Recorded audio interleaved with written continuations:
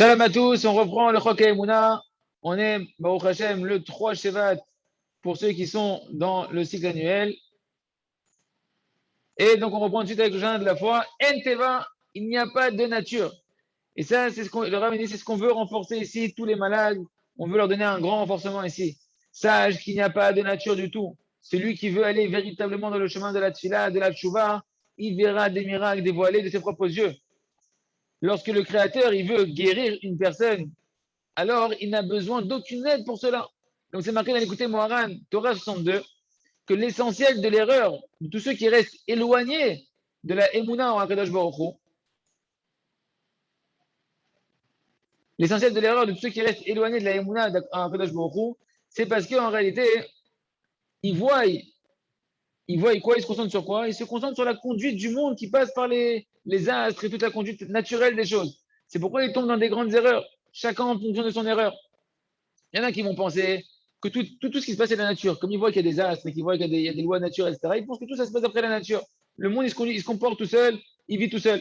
Il y en a d'autres qui vont croire dans le Créateur, mais ils vont penser on a besoin de passer par un intermédiaire. On a besoin d'avoir le canal de la nature pour pouvoir qu'Akadosh Baruch Hu, il se comporte avec nous. Et ça, c'est l'erreur qu'on a fait avec le faux du Vaudor, on dirait Rabbi Nachman de Breslev. C'est quoi les faux du Vaudor? C'est qu'ils ont voulu un intermédiaire entre eux et Akadosh Baruch Hu. Comme c'est marqué là-bas, c'est marqué Shayaler, Levanenu, que le Vaudor, il va être entre nous, il va marcher devant nous, entre nous et Akadosh Baruch Hu. C'est la notion d'avoir l'intermédiaire.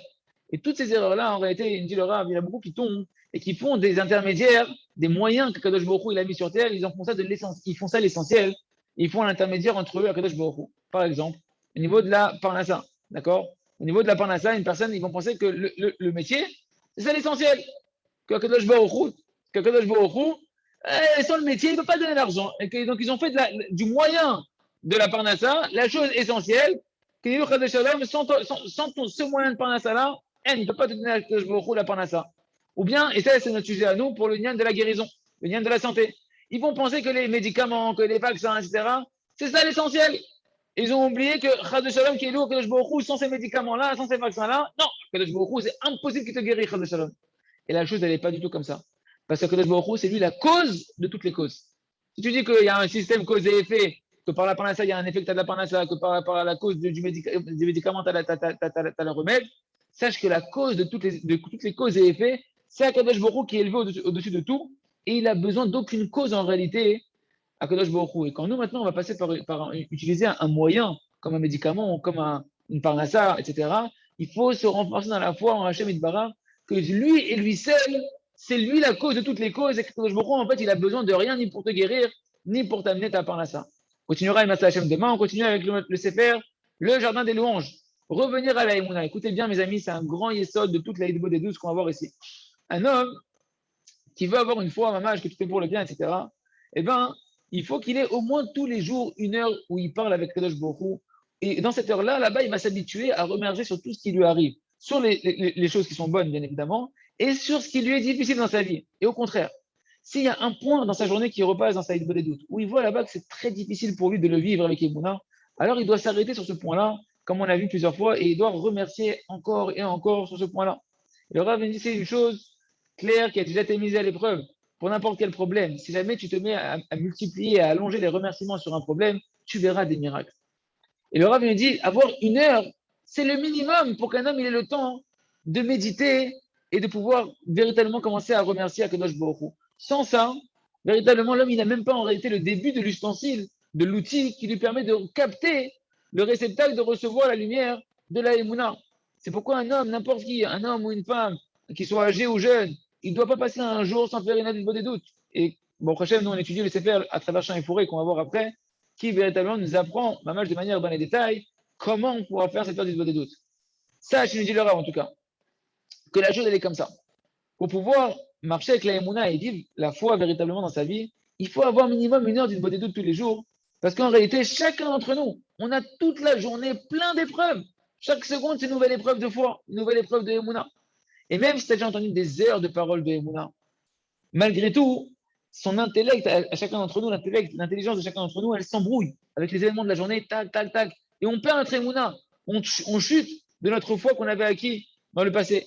Par contre, celui qui a tous les jours une heure d'une bonne doute, et c'est ça le grand fondement que je voulais vous dire, les amis, que le Rav nous amène ici. Eh bien, en réalité, dans cette heure d'Inbodedut tous les jours, c'est l'heure où tu fais tout revenir à la Emouna. C'est l'heure où tu ramènes tout dans la foi.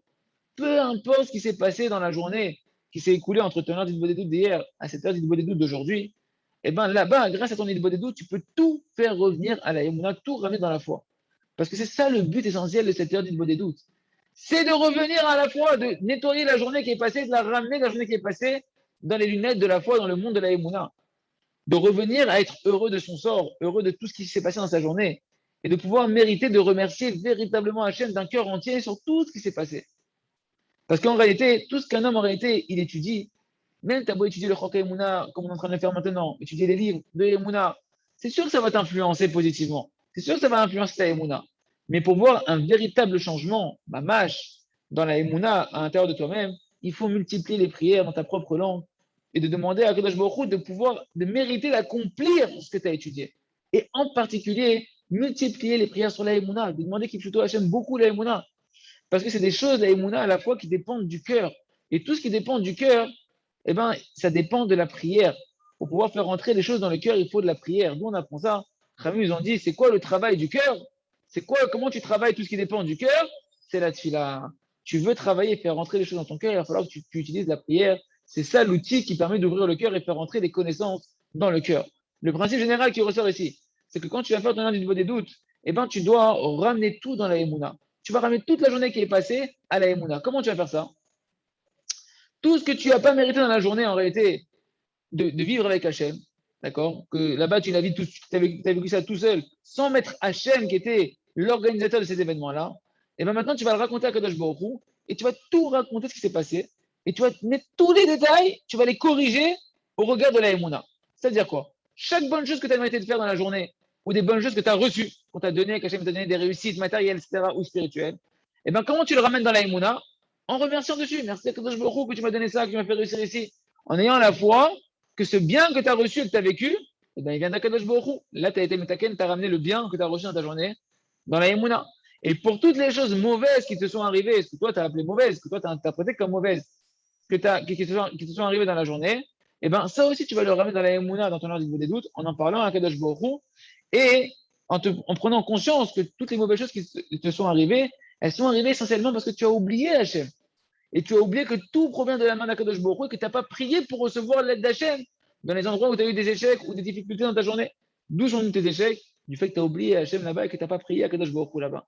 Et maintenant, tu vas réparer ça. Comment? Ben, en demandant pardon à Akadosh Baruch Hu. En demandant pardon à Hachem d'avoir oublié Hachem, de ne pas avoir prié Akadosh Baruch Hu qui donne la réussite face à ton Yetzirah, qui donne la réussite dans ce que tu voulais entreprendre, etc. Et en t'efforçant maintenant d'être heureux que maintenant, tu es dans ton âme des doutes, en train de réparer ce manque de Emouna, et que tu te rappelles de nouveau d'Akadosh Baruch Hu.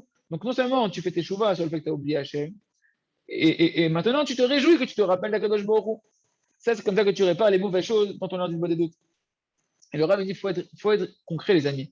Il faut regarder la réalité en face. Durant la journée, un homme, il oublie Hachem. Oublie l'heure des doutes, oublie l'heure du Chok Emouna. Le reste du temps, tu oublies Hachem.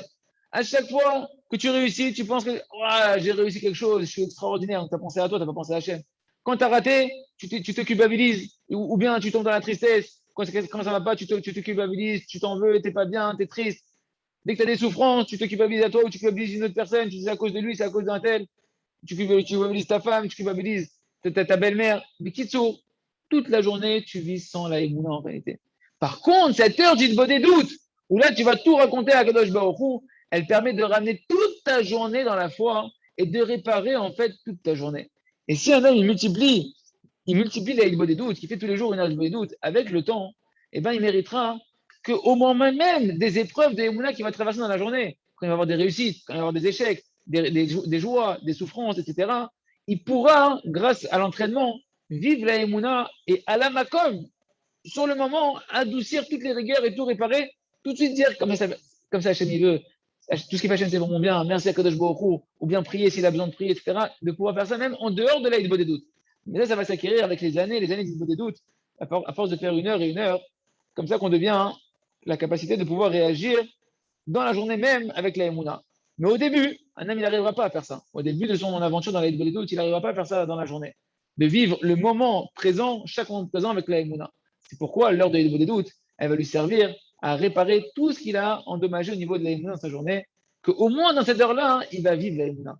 Au moins une heure dans ta journée, tu vis véritablement la Emouna, que maintenant tu te tiens devant un Kadosh Baruch Hu et que tu te racontes tout à Kadosh Baruch Hu, tous les détails, et tu ramènes tout ce qui s'est passé dans ta journée passée dans la Emouna, avec Hachem qui était acteur de tout ce qui s'est passé pour ton bien. Et grâce à ça, tu peux réparer tous les détails de ta vie. On continue avec le livre à travers champs et forêts pour apprendre à faire notre troisième des doutes. Et en particulier, on est dans le chapitre sur le remerciement. Donc, c'est très en continuité de ce qu'on est en train de voir. Midatova Meruba. Dans la conduite d'Akadosh Baruch Hu, quand on apprend quelque chose dans le mal ou dans la punition, eh bien, à plus forte raison, c'est beaucoup plus fort et beaucoup plus vrai dans le bien. Qu'est-ce que ça veut dire ici? On peut comprendre en réalité ici pourquoi le remerciement est tellement une grande chose et qu'elle est tellement à l'extrême opposé des pleurs en vain et de la pleurnicherie. C'est-à-dire, c'est quoi la pleurnicherie et les pleurs en vain? Quand un homme il se plaint, quand un homme il est insatisfait de sa vie. Et malheureusement, c'est en réalité un défaut essentiel qu'il y a dans la plupart des gens d'entre nous. Et ça s'exprime comment? C'est l'expression, en fait, quand on est insatisfait, quand on n'est pas bien. C'est l'expression de la part d'hérésie qu'il y a dans l'homme, la part de kfira et d'hérésie qu'il y a dans l'homme. Et c'est quelque chose, en réalité, ces pleurs et ces pleurnicheries, comme ils expriment l'hérésie, c'est quelque chose qui éloigne un homme à l'extrême opposé d'Akadosh Baruch Hu, plus que toute autre chose. C'est pourquoi hein, il n'y a rien qui éveille plus de rigueur sur la tête d'un homme et qui amène plus des punitions sans fin, comme en réalité les pleurnicheries. Et c'est ça qui est la cause du grand exil dans lequel, aussi long qu'il est, dans lequel on se trouve. D'où on apprend ça? On avait déjà vu ça dans le jardin des louanges. On apprend ça hein, de la faute des explorateurs. Que l'homme Israël, ils ont pleuré dans le désert des pleurs en vain. Et Akadosh Baruch Hu, il les a punis d'une punition sans fin. Mamage, des exils amers qui ne se terminent pas depuis l'Égypte jusqu'à aujourd'hui. Qu'il a dit au Israël Hachem, ah, vous pleurez des pleurs pour rien, vous pleurez pour rien. Moi, je vais vous donner des bonnes raisons de pleurer. Je vais vous fixer des bonnes raisons pour pleurer durant des générations entières. Et ce pleur-là, eh ben, il continue en réalité jusqu'à aujourd'hui. Et qui sait combien de temps ça va durer, que Dieu nous en préserve, jusqu'à ce que Kadosh Baruch Hu, il amène le Mashiach, il m'a Hachem, Ayom. Et ça, en réalité, c'est une chose que tout celui qui réfléchit un petit peu, il peut rester stupéfait de cette situation. C'est quelque chose de terrible. Quoi, nos ancêtres, parce qu'ils ont pleurniché un petit peu, alors ils ont une punition aussi grande, une punition qui n'a pas de fin. Qu'est-ce qu'ils ont fait? Ils n'ont pas fait de l'idolâtrie, ils ont pas eu de l'adultère ou des mauvaises mœurs, ils n'ont pas tué, ils n'ont pas fait des meurtres, qui sont les trois plus grosses fautes de toute la Torah Kula. Au final, qu'est-ce qu'ils ont fait? Ils ont pleurniché un petit peu, c'est l'air. Et encore, on pourrait même les comprendre, on pourrait les juger positivement. Ah, les explorateurs, ils ont fait un descriptif de RS Israël tellement catastrophique. C'est l'air de skinim, ils ont eu peur, ils ont pleurniché un petit peu. Imagine-toi des géants devant toi, que tu dois affronter des géants, que tu vois que tout le monde est en train de se faire enterrer en RS Israël. C'est l'air, ils étaient un peu fatigués avec le désert, ils tombent dans le désert, ils sont un peu fatigués. Pourquoi une punition si grave? Et de là, on apprend en réalité que les pleurs en vain, ce manque de Emouna, que ça exprime ce manque de Emouna, qui s'exprime à l'intérieur de ces pleurs-là et de ces plaintes-là, c'est la faute la plus grave qu'il y a dans toute la Torah Kula. Et du fait qu'il y a un principe dans la Torah, que la conduite d'Hachem dans le bien, elle est beaucoup plus forte que la même conduite d'Hachem dans le mal, dans la punition, et bien de ça, on peut apprendre la grandeur du remerciement. Si la punition est tellement grave pour quelqu'un qui est dans la pleurnicherie, et que les plaintes en réalité, qu'un homme qui est insatisfait, ça entraîne sur lui des punitions aussi amères et sans fin, comme il s'est passé dans le désert, alors à plus forte raison combien la qualité d'Hachem elle est beaucoup plus grande envers celui qui se comporte dans le remerciement. Que si tu remercies Akadosh Baruch Hu, tu vas adoucir toutes les rigueurs qui planent dans le monde et sur ta tête à toi. Et peu importe la difficulté du dossier qui plane sur toi. Et ça va entraîner sur toi en réalité une infinité de bénédictions sans limite et sans frontières. Et donc, il sort d'ici en réalité pour nous, concrètement, que si un homme, il voit qu'il a des souffrances, il voit qu'il a un grand manque dans sa vie qui est sur lui, c'est-à-dire qu'en réalité, il y a des rigueurs sur lui, il y a un dîne sur lui, il y a un jugement sur lui céleste. Alors, la meilleure action qu'il peut entreprendre maintenant pour pouvoir adoucir cette rigueur-là, c'est de remercier et encore remercier et encore remercier. Et l'essentiel qu'il remercie sur le manque en lui-même. Parce qu'en réalité, du fait qu'il va remercier sur le manque, il est en train d'exprimer la plus grande émouna parfaite et véritable qu'il peut exprimer. Que ça montre que cet homme-là, maintenant, il se met à reconnaître la foi que tout vient d'Akadosh Baruch Hu, que tout est pour le bien. Que même ce manque-là, que normalement on appelle ça quelque chose de mal, eh bien, il vient d'Hachem. Il vient d'Hachem par une providence individuelle pour toi et que ça a été donné pour ton bien éternel. Tout ça, ça s'exprime dans ton remerciement sur ta galère. Parce que pourquoi tu remercies Hachem? Parce que tu sais que le Créateur, il sait tout. il connaît tout. Et il a vu Hachem avec ses yeux divins et ses calculs divins que ce manque-là, cette réalité-là précisément, c'est la meilleure chose pour ta réparation à toi. Et que sans ce manque-là, sans cette galère que tu appelles toi dans ta vie, eh ben, tu ne pourrais pas arriver à ta mission, tu ne pourrais pas te rapprocher du Créateur, béni soit-il, comme lui, il sait que toi, tu dois te rapprocher de lui. Et c'est pourquoi il t'envoie ce manque précisément organisé pour toi dans une miséricorde infinie, uniquement pour te faire du bien, un bien éternel et te rapprocher de lui. C'est pourquoi le conseil pratique qui sort d'ici pour nous concrètement, c'est que tant qu'un homme il n'arrive pas à remercier Hachem d'un cœur entier sur sa situation, et sa situation entière, c'est-à-dire que ça comprend de remercier sur tes manques et sur tes souffrances, alors ta foi elle est manquante. C'est pourquoi la conséquence de ça, c'est que toi tu vois, ah, tu n'arrives pas à remercier, il manque de l'aïmouna, je dois demander une seule chose. Je dois rien demander, ni la parnassa, ni la santé, ni le zivouk, ni les enfants. Là j'arrive pas à remercier Hachem, je dois demander une seule Hachem. Donne-moi une fois totale Hachem que tout est pour le bien, que même ce manque-là, il est pour mon bien éternel.